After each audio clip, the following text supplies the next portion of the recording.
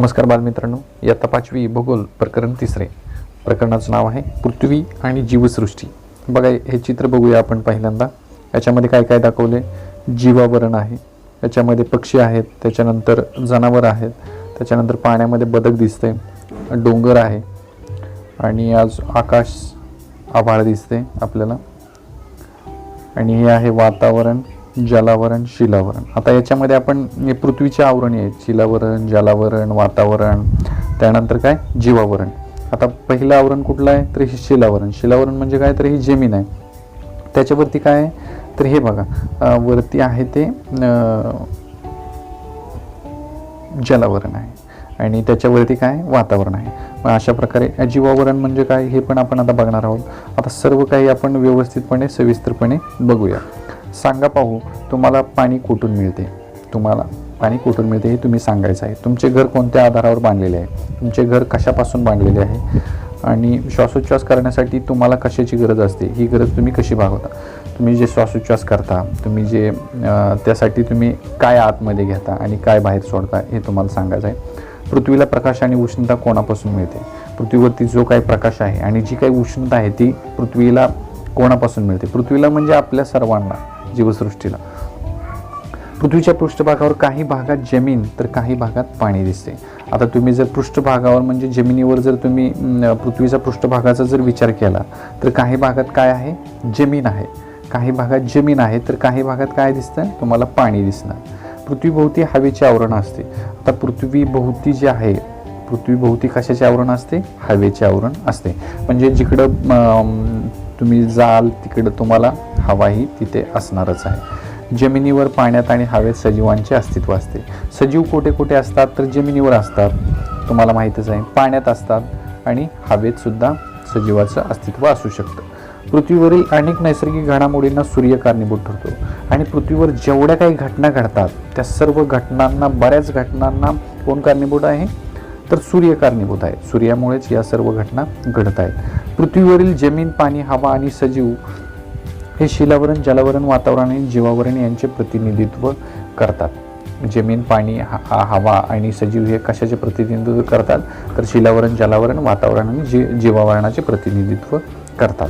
कोण करतात? तर जमीन, पाणी, हवा, सजीव हे सर्व.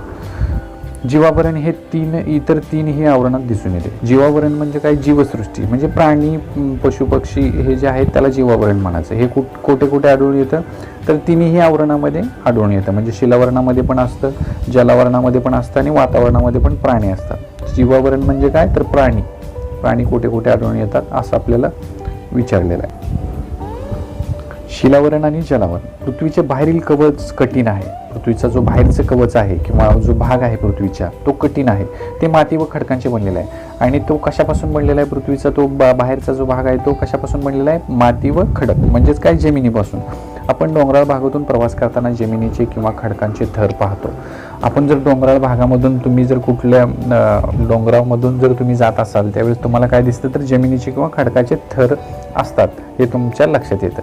कोठे जमिनीचा मोठा गवताळ विस्तार दिसतो तर कोठे ओसाड जमिनीवर वाळूच वाळू दिसते. काही ठिकाणी तुम्हाला जमिनीवरती गवत दिसतं तर काही ठिकाणी काय? तुम्हाला फक्त वाळूच वाळू दिसते. म्हणजे दगडं, माती वगैरे तुम्हाला दिसते. तिथे हिरवं काही दिसत नाही असा पण भाग तुम्हाला दिसतो. कोठे जमीन पिकांनी तर कोठे झाडांनी झाकलेली दिसते.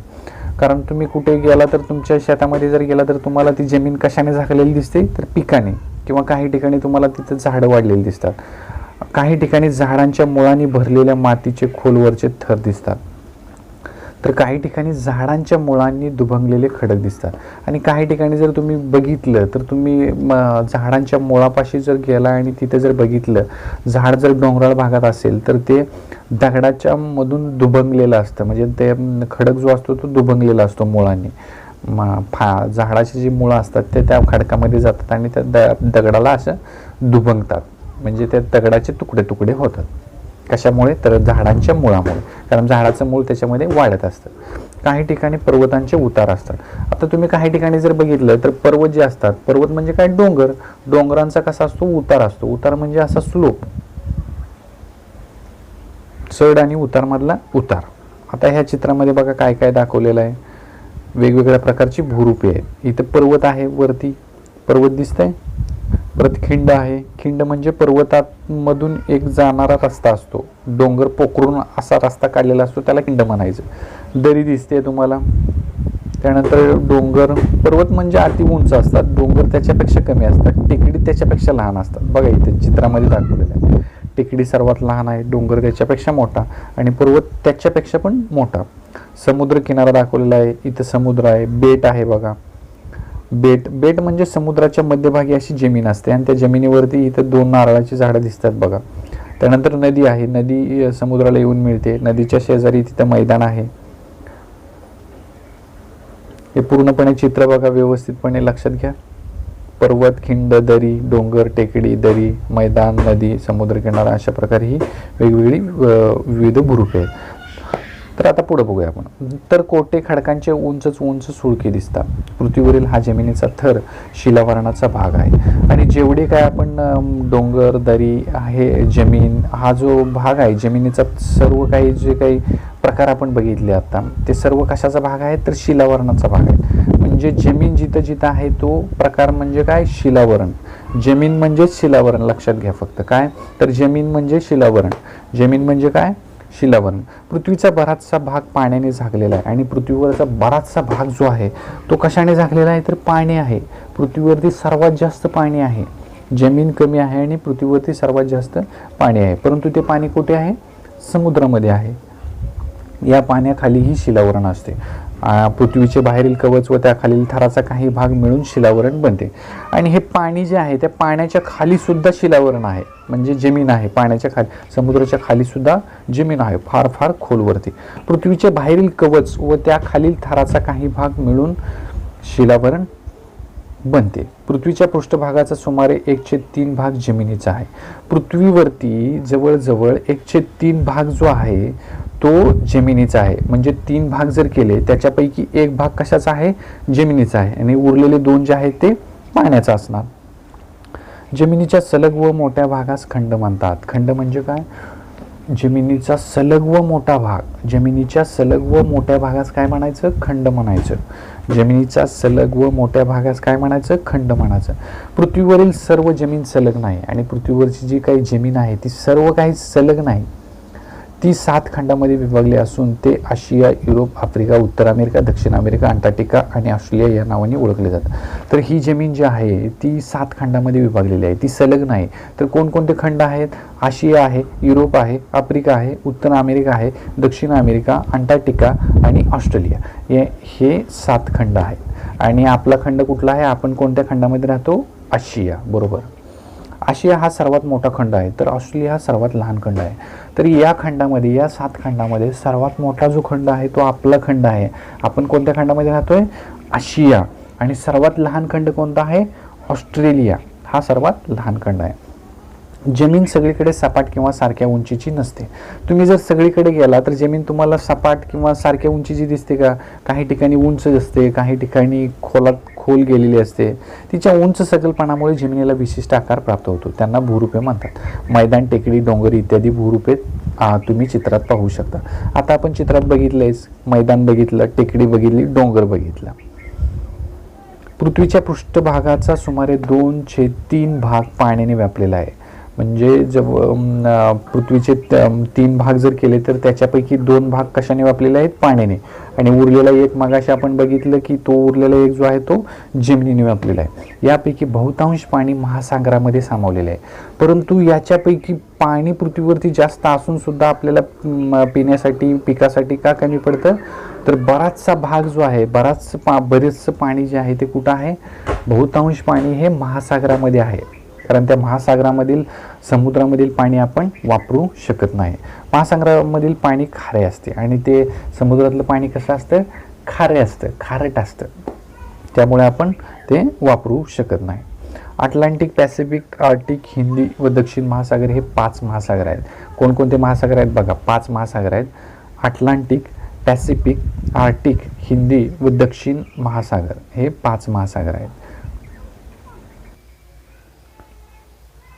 महासागर व जमीन यांच्या सीमा भागाला सागरतट किंवा किनारपट्टी म्हणतात. म्हणजे समुद्राचा किंवा महासागराचा यांचा जो तट आहे, कट आहे, त्या काठाला काय म्हणायचं तर किनारपट्टी म्हणायचं. किनारपट्टीवर वेगवेगळ्या आकाराची जलरूपे तयार होतात आणि ह्या किनारपट्टीवरच वेगवेगळ्या प्रकारची जलरूपे तयार होतात. आता कोणकोणते आहेत ते बघा पुढे सांगितले. उदाहरणार्थ समुद्र, सागर, उपसागर, सामुद्रधुनी, आखात, खाडी इत्यादी ही जलरूपे महासागराचे भाग आहेत. जमिनीवरून वाहणारे पाणी. पृथ्वीवर जमिनीवरून वाहणारे लहान मोठे पाण्याचे प्रवाह असतात. आता तुम्ही पृथ्वीवर जर बघितलं तर वेगवेगळ्या प्रकारचे लहान मोठे प्रवाह वाहत असतात. पाण्याचे जे प्रवाह असतात तर ते वेगवेगळ्या प्रकारचे पाण्याचे प्रवाह वाहत असतात. यांचे पाणी खारे नसून गोड असते आणि याच्यामधलं जे पाणी असतं ते कसं असतं तर गोड असतं. म्हणजे कशामधलं, नदी आहे, ओढा आहे. आता पुढे सांगितलंय बघा, त्यांना ओहोळ, ओढा, नदी अशी नावे आहेत. त्यांना काय काय आहेत, ओहोळ, ओढा, नदी. ओहोळ म्हणजे पण ओढ्याचाच प्रकार, नदी अशी नावे आहेत. या जलरूपापैकी ओहोळ सर्वात लहान तर नदी सर्वात मोठी असते. ओहोळ म्हणजे काय तर सर्वात लहान म्हणजे छोटा ओढा. ओढा जो असतो तो छोटा ओढा त्याला काय म्हणायचं, ओहोळ म्हणायचं. आणि त्याच्यापेक्षा थोडा मोठा असेल तर ओढा. आणि सर्वात मोठी जी असते ती काय असते, नदी असते. नदी तुम्ही बघितलेलीच आहे. ओहोळ ओढे जोडले जाऊन उपनद्या, नद्या बनतात. आणि ओहोळ ओढे काय करतात, असे वेगवेगळ्या प्रकारचे ओढे एकत्र येतात प्रत्येक गावातून, प्रत्येक ठिकाणाहून, आणि ते एकत्र येऊन काय बनते तर नदी बनते. त्याच्यापासून उपनदी बनते. एखाद्या जागी नदीचे पाणी नैसर्गिकरित्या उंचीवरून खाली पडते, तेथे धबधबा तयार होतो. म्हणजे काही ठिकाणी काय तयार होतं तर धबधबा तयार होतो. नद्या शेवटी सागराला जाऊन मिळतात. नद्या कुठे जाऊन मिळतात शेवटला तर शेवटी सागराला जाऊन मिळतात. तर आता ह्या नकाशामध्ये काय काय दाखवलंय बघा. हे खंड आहेत बघा. आशिया खंड दिसतोय तुम्हाला. आशिया खंडाच्याच बाजूला इथं युरोप खंड आहे. त्यानंतर आफ्रिका खंड, त्यानंतर ऑस्ट्रेलिया कुठं आहे बघा. ऑस्ट्रेलिया एकदम कोपऱ्यामध्ये आहे या साईडला. तर हा ऑस्ट्रेलिया जो आहे तो कसा खंड आहे तर सर्वात लहान खंड आहे. आणि सर्वात मोठा खंड कोणता आहे, आशिया आहे. उत्तर अमेरिका, दक्षिण अमेरिका आणि हा अंटार्क्टिका. आणि महासागर पण बघा, हिंदी महासागर आहे, पॅसिफिक महासागर आहे, त्याच्यानंतर अटलांटिक महासागर, दक्षिण महासागर, असे वेगवेगळ्या प्रकारचे महासागर इथे दिसत आहेत. व्यवस्थितपणे बघा हा नकाशा. 7 खंड आणि 5 महासागर.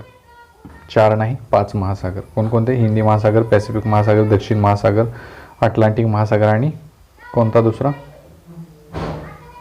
आर्क्टिक महासागर. सरोवर. जमिनीच्या एखाद्या सखल भागात नैसर्गिकरित्या पाणी साठून तयार झालेल्या मोठ्या जलाशयाला सरोवर म्हणतात. म्हणजे एखाद्या ठिकाणी तर जमिनीवरती पाणी नैसर्गिकरित्या साठलं, म्हणजे पावसाचं पाणी जर साठलं तर त्या पाण्यापासून काय तयार होतं तर सरोवर तयार होतो. लहान जलाशयाला तळे म्हणतात. म्हणजे छोटा जर जलाशय असेल तर त्याला काय म्हणायचं, तळे म्हणायचं. म्हणजे नदीचं पावसाचं पाणी जे आहे ते एका ठिकाणी जर साचलेलं असेल तर त्याला काय म्हणायचं, तळ म्हणायचं. हिमस्वरूपातील पाणी. थंड प्रदेशात ढगातील पाण्याचे कण गोटून त्यांचे हिमकण तयार होतात. थंड प्रदेशात काय होतं तर ढगातील पाण्याचे जे कण असतात तर ते गोठतात. म्हणजे ढगातले जे काय हवा आहे त्याचं पाणी तयार होतं आणि ते गोठतात आणि त्याच्यापासून मग बर्फ तयार होतो. अशा प्रदेशामध्ये हिमवर्षाव होतो आणि त्या ठिकाणी पावसाचं पाणी न पडता तर तिथं बर्फ पडतात. त्याला आपण गारा वगैरे म्हणतो बघा आपल्या इकडं. एकावर एक हिमाचे थर जमिनीवर साचले की त्यांचा बर्फ बनतो. मग एकावरती एक जर हिमाचे थर जर साचले तर त्याच्यापासून बर्फ तयार होतो. असे बर्फाचे थरावर थर साचत गेले की त्यांचा आकार प्रचंड मोठा होतो. जमिनीच्या उतारावरून ते थर अतिशय मंद गतीने खाली सरकतात. त्यांची हिमनदी बनते. आणि हे जे थर आहेत ते बर्फाचे जे थर आहेत ते हळूहळू काय होतात तर पुढे सरकत जातात. म्हणजे डोंगरावरून खाली येतात आणि त्याच्यापासून काय होते तर हिमनदी तयार होते. म्हणजे काय, बर्फाची नदी. म्हणजे बर्फ वाहतोय त्या नदीतून. समुद्रावर तरंगणारे बर्फाचे खूप मोठे तुकडे असतात, त्यांना हिमनग म्हणतात. आणि समुद्रामध्ये सुद्धा काय असतं तर बर्फाचे मोठमोठे तुकडे जे असतात ते त्या समुद्रावरती तरंगत असतात आणि त्याला काय म्हणायचं, हिमनग म्हणायचं. काय म्हणायचं, हिमनग म्हणायचं. भूजल. जमिनीवरील या जलसाठ्या व्यतिरिक्त जमिनी खालीही खडकांच्या थरात खूप साठलेले पाणी असते, त्याला भूजल म्हणतात. आता जमिनीवरती जे काय पाणी बघितलं आपण, नद्यामध्ये बघितलं, ओढ्यामध्ये बघितलं, सरोवरामध्ये बघितलं, तळ्यामध्ये बघितलं, तर याच्या व्यतिरिक्त सुद्धा जमिनीच्या खाली जमिनीच्या खाली पण खडकामध्ये पाणी साठलेलं असतं, त्याला काय म्हणायचं, भूजल म्हणतात. हे भूजल विहिरी, आता तुम्ही विहिरी बघितलेल्या आहेत, कूपनलिका. कूपनलिका म्हणजे त्यानंतर बोर, याच्यामध्ये सुद्धा ते पाणी साचलेलं असतं. कुठलं पाणी, तर भूजल म्हणजे जमिनीच्या खालचं पाणी त्याच्यामध्ये असतं. अनेक सरोवरांना, विहिरींना जमिनीखालील झऱ्यामुळे पाणी मिळते. आणि या विहिरींना पाणी कुठून मिळतं, तर जमिनीखालील झरे असतात, पाण्याची झरे वाहत असतात जमिनीखालून, खडकामधून, त्या झऱ्यामुळे या विहिरींना पाणी मिळत असतं. पृथ्वीचा पृष्ठभाग व्यापणारे पाणी आणि हिम, भूजल आणि वातावरणातील बाष्प या पाण्याच्या साठ्याला एकत्रितपणे पृथ्वीचे जलावरण म्हणतात. तर जलावरण म्हणजे काय, तर पृथ्वीच्या पृष्ठभागावरती, जमिनीवरती जिथं जिथं पाणी आहे, पाणी आणि हिम म्हणजे बर्फाचा भाग पण याच्यामध्ये येतो. भूजल म्हणजे जमिनीखालचे पाणी, आणि वातावरणातला जो काही बाष्प आहे म्हणजे हवा आहे, ती सुद्धा कशामध्ये येते, तर या जलावरणामध्येच येते. म्हणजे पृथ्वीच्या जलावरणामध्ये काय काय येतं, पाणी येतं, बर्फ येतं, भूजल, भूजल म्हणजे काय, जमिनीखालचं पाणी, त्यानंतर वातावरणातील बाष्प, हे सर्व कशामध्ये येतं, तर जलावरणामध्ये येतं. बघा या चित्रामध्ये इथं कूपनलिका दाखवलेली आहे, याला म्हणायचं कूपनलिका. याच्यापासून आपण पाणी घेतो, याला काही ठिकाणी हापसा पण म्हणतात. वातावरण, पृथ्वीभोवती असणाऱ्या हवेच्या आवरणाला वातावरण म्हणतात. वातावरण म्हणजे काय, पृथ्वीभोवती जे काय हवा आहे त्या हवेच्या आवरणाला काय म्हणतात, तर वातावरण म्हणतात. वातावरण म्हणजे काय, पृथ्वीभोवतीची हवा. पृथ्वीच्या पृष्ठभागापासून आपण जसजसे उंच जातो तसतशी वातावरणातील हवा विरळ होत जाते. आपण पृथ्वीपासून जसजसं उंच हवेत जाऊ तसतसं काय होतं, तर हवा जी आहे ती विरळ होत जाते, म्हणजे हवा कमी कमी कमी कमी होत जाते. जसजसं उंचीवर आपण जाऊ तसतसं हवा काय होते, तर कमी कमी होत जाते. हवेचे मुख्यत्वे नायट्रोजन, ऑक्सिजन, बाष्प, कार्बन डायऑक्साईड हे घटक आहेत. हवेमध्ये काय काय असतं, हवा म्हणजे काय आहे, तर नायट्रोजन, ऑक्सिजन, बाष्प. बाष्प म्हणजे काय, वाफ, कार्बन डायऑक्साईड हे घटक याच्यामध्ये असतात. कशामध्ये, हवेमध्ये असतात. याशिवाय इतरही काही वायू अत्यंत कमी प्रमाणात हवेमध्ये आहेत, हे तुम्ही शिकला आहात. आणि याच्या व्यतिरिक्त सुद्धा काही वेगवेगळे वायू कमी प्रमाणात याच्यामध्ये हवेमध्ये असतात. पृथ्वीच्या पृष्ठभागापासून वातावरणाचे तपांबर, स्थितांबर, मध्यांबर, अयनांबर व बाह्यांबर असे विविध थर मानतात. बघा पृथ्वीपासून कोणकोणते थर तयार होतात वातावरणाचे, तपांबर, पहिला थर आहे तपांबर, स्थितांबर, मध्यांबर, अयनांबर व बाह्यांबर असे विविध थर मानतात. पाठ करायचा आहे, तपांबर, स्थितांबर, मध्यांबर, अयनांबर, बाह्यांबर असे थर असतात.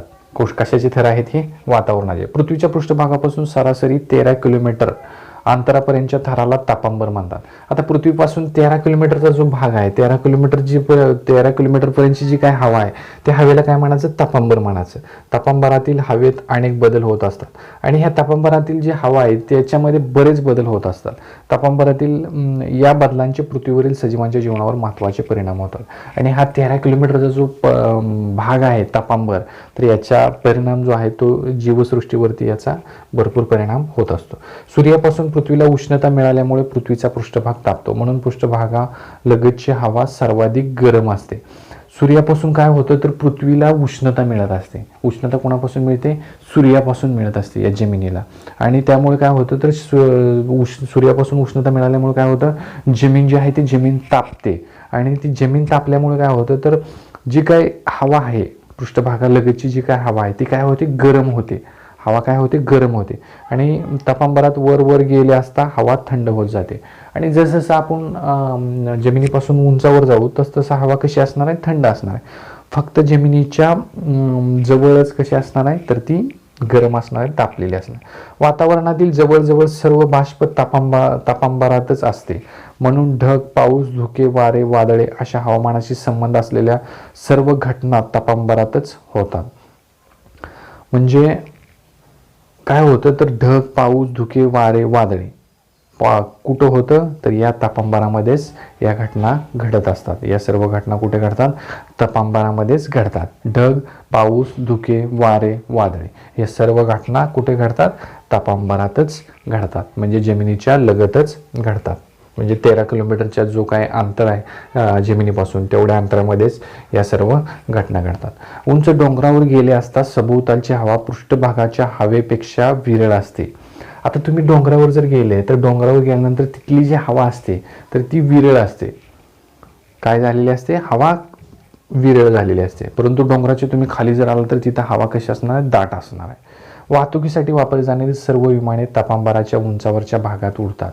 आणि जी काही विमाने असतात, आपण बाहेर येऊन विमान कित्येक वेळा बघतो, तर ही विमाने जी आहेत ही विमाने तापांबराच्या भागातच उडत असतात. तर ही विमाने कुठे उडतात?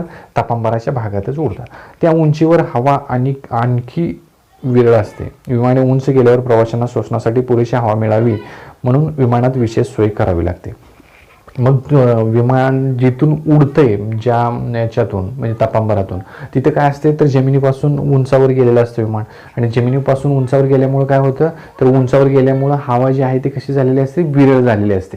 तिथे हवा दाट असते का? नसते. म्हणून काय करावं लागतं तर जे काही विमानात बसलेले प्रवासी आहे त्यांना मग आतमध्ये त्या हवेची सोय करावी लागते. म्हणजे ऑक्सिजनची त्यांना विमानात आतमध्ये सोय करावी लागते. पृथ्वी तळापासून तापांबराच्या बाहेर सुमारे 50 किलोमीटरपर्यंतच्या थराला स्थितांबर म्हणतात. म्हणजे आता पृथ्वीपासून बघा तापांबराच्या वरती 13 किलोमीटरचा भाग सोडून वरती जो काय आहे 50 किलोमीटरपर्यंतच्या थराला काय म्हणायचं? स्थितांबर. काय म्हणायचं? स्थितांबर. पहिलं काय बघितलं आपण? तापांबर बघितलं. आता काय आहे दुसरं? हे स्थितांबर. स्थितांबरात खालच्या भागात ओझोन वायूचा थर आढळतो. स्थितांबर जो आहे तो स्थितांबरामध्ये ओझोन वायूचा थर आढळतो. म्हणजे तापांबराच्या वरती कशाचा थर आढळतो? ओझोन वायूचा थर आढळतो. सूर्यापासून येणारी अतिनील किरणे सजीवासाठी हानिकारक असतात. आणि सूर्यापासून जी काही येणारी अतिनील किरणे आहेत तर त्या अतिनील किरणे सजीवासाठी कशी असतात तर हानिकारक असतात. म्हणजे ते घातक परिणाम करतात. कोणावरती? सजीवावरती. ओझोन वायू ही किरणे शोषून घेतो, त्यामुळे पृथ्वीवरील सजीवांचे रक्षण होते. मग ओझोन वायू काय होतं तर ही जी किरणे आहेत, अतिनील किरणे जी आहेत, ज्याचा आपल्या शरीरावरती घातक परिणाम होणार आहे, तर ती किरणे जी आहेत तर ती कोण शोषून घेतं तर हा ओझोन वायू शोषून घेतो. त्यामुळे पृथ्वीवरील सजीवांचे काय होतं? रक्षण होते.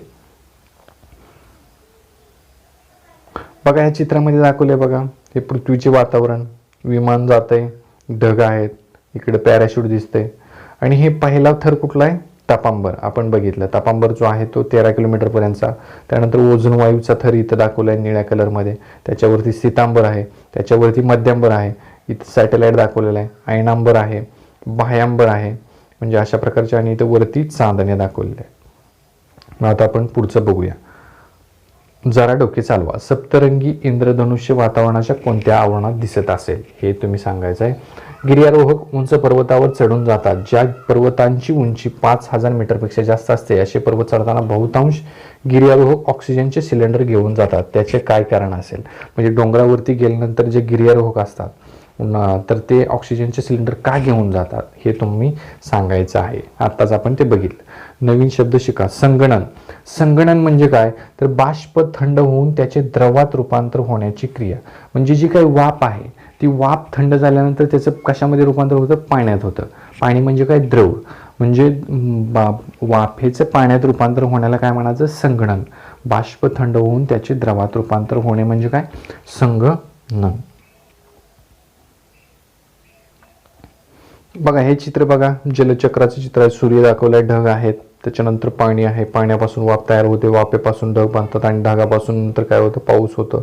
इथं छोटीशी एक बोट दाखवलेली आहे, होडी, आणि डोंगर आहेत. बघूया आपण पुढं. पाऊस कसा पडतो? सूर्याच्या उष्णतेमुळे पृथ्वीवरील पाण्याचे सतत बाष्पीभवन होते.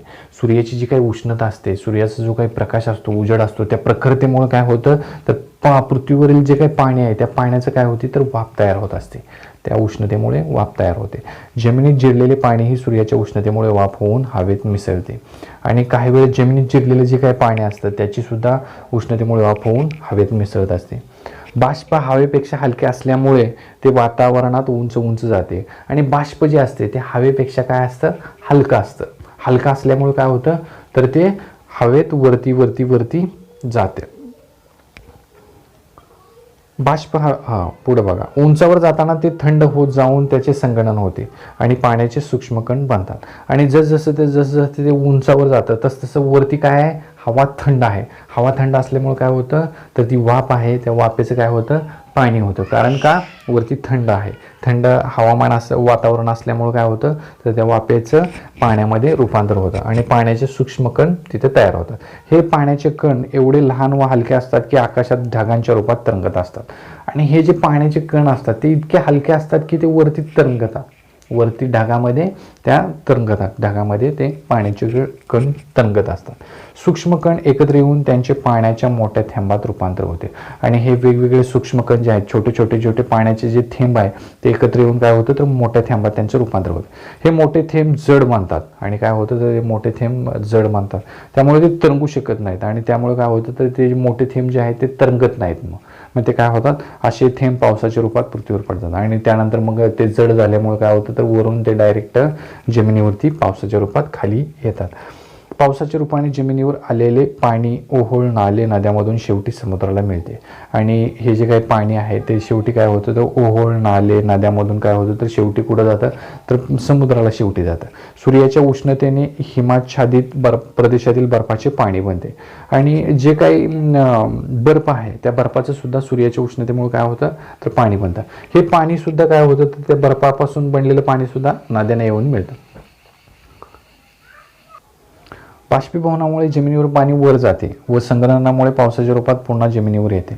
बाष्पीभवनामुळे काय होतं, तर जमिनीवरचं जे पाणी आहे ते वरती जातं आणि संगणनामुळे काय होतं, तर वरती जे पाणी आहे पावसाच्या रूपाने परत पुन्हा ते खाली येतं आणि शेवटी समुद्राला मिळते.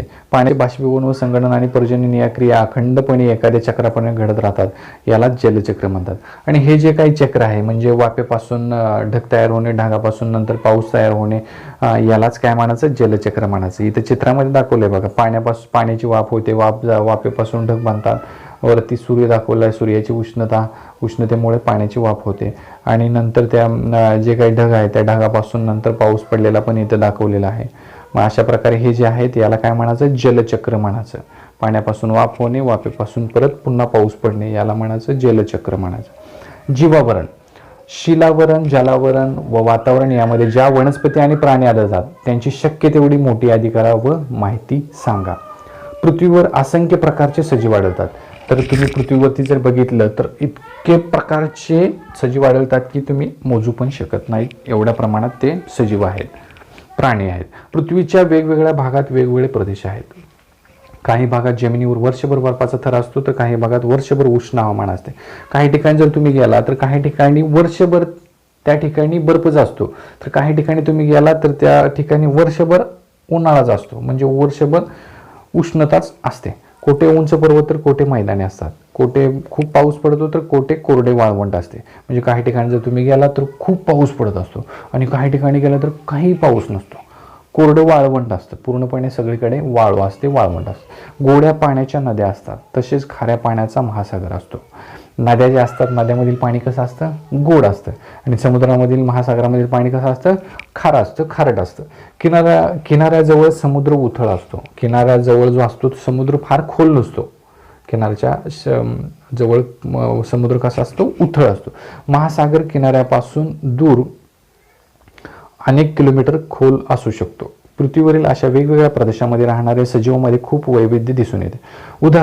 उदाहरणार्थ ध्रुवीय बर्फाळ प्रदेशात राहणारे ध्रुवीय अस्वल, म्हणजे त्या भागामध्ये ध्रुवीय अस्वल दाखवले बघा, इथं बघा सिंहाच्या वरती जे आहे ते ध्रुवीय अस्वल आहे. त्याच्यानंतर पुढे बघा आफ्रिकेच्या गवताळ प्रदेशातील झेब्रा. आता झेब्रा इथं बघा सिंहाच्या खाली आहे, तो झेब्रा आहे. तो कुठे आढळतो, आफ्रिकेच्या जंगलामध्ये झेब्रा आढळतो. झेब्रा किंवा ऑस्ट्रेलिया खंडात आढळणारा कांगारू. कांगारू कुठं आहे, हे वरती बघा, अस्वलाच्या वरती कांगारू आहे. छोटं पिल्लू पण त्याने ठेवलंय बघा तिथं त्याच्यामध्ये. आणि पुढे बघा ऑस्ट्रेलिया खंड कुठल्याही प्रदेशात आढळत नाहीत आणि कांगारू जे आहेत ते ऑस्ट्रेलिया खंडातच आढळतात, बाकी कुठेही ते आढळत नाहीत. हत्ती आणि सिंह हे उष्ण प्रदेशात आढळतात.